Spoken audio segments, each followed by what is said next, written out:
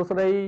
សិស្សនិស្សិតទាំងអស់គ្នាបាទថ្ងៃនេះលោកគ្រូនឹងលើកយកមេរៀនទី6បាទតកតលនឹង Windows Configuration ការកំណត់ទៅលើប្រព័ន្ធប្រតិបត្តិការ Windows ក្រោយពីសិក្សាមេរៀននេះចប់បាទនិស្សិតទាំងអស់នឹងមានសមត្ថភាពអាចកំណត់អត្តសញ្ញាណការកំណត់ទៅលើ Windows Desktop ក៏ដូចជាមុខងាររបស់ File Explorer បាទទី2គឺអាចប្រើប្រាស់ Windows Task Manager ដើម្បីបាទគ្រប់គ្រងទៅលើដំណើរការក៏ដូចជាសេវាកម្មក៏ដូចជាកម្មវិធី application ទី3គឺកំណត់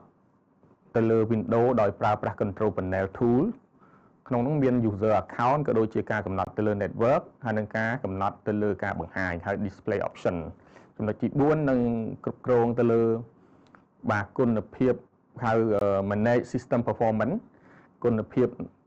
នៃប្រព័ន្ធដោយប្រើប្រាស់ system ក៏ដូចជា power option និង device manager ហើយនឹងធ្វើការ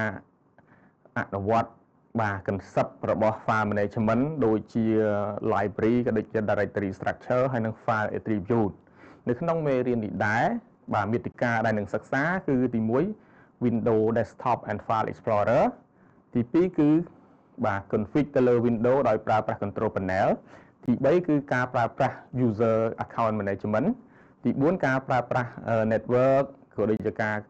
កំណត់ display power ហើយនិង system control ទី5គឺតកតទៅនឹង hardware ហើយនិង sound tool បាទនៅក្នុងនោះមាន device manager driver operation ដូចជា update rollback uninstall ក៏ដូចជា disable និងតកតង device printer list hardware ក៏ដូចជា connection status ហើយនិង sound control panel សម្រាប់បាទ playback ក៏ដូចជាសម្រាប់ config ទៅលើការ record